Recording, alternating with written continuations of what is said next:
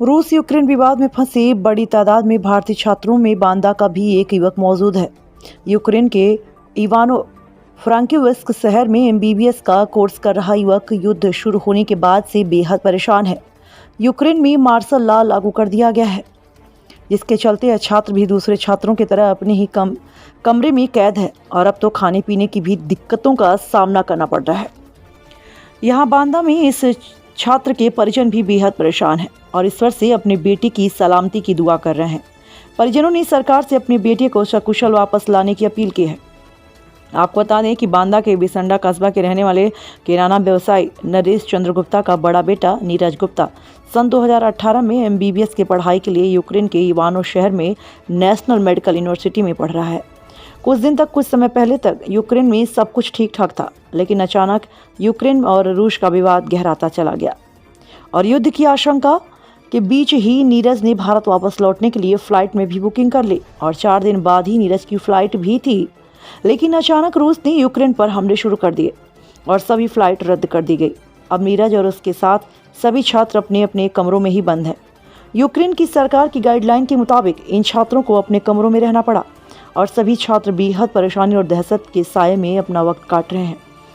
नीरज के परिजन और रिश्तेदार सभी ईश्वर से उसके सही सलामत वापस आने की दुआ कर रहे हैं। नीरज के परिवार बेहद परेशान है।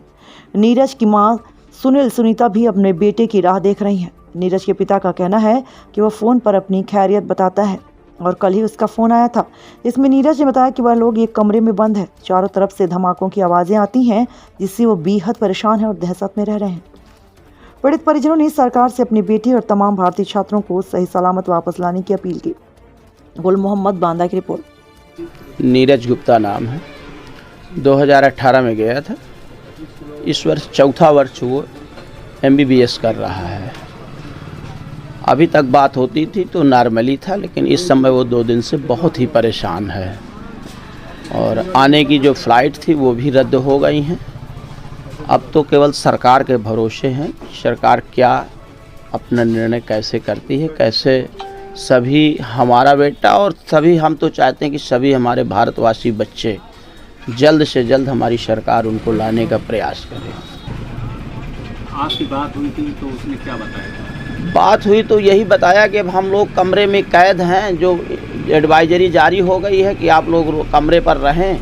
अब कमरे पर हैं, जो खाने के लिए वही खा रहे हैं और आवाज़ें भी आती हैं इधर उधर से, तो दहशत का माहौल है। एक एक पल कैसे बीतता है ये वो और हम समझ सकते हैं।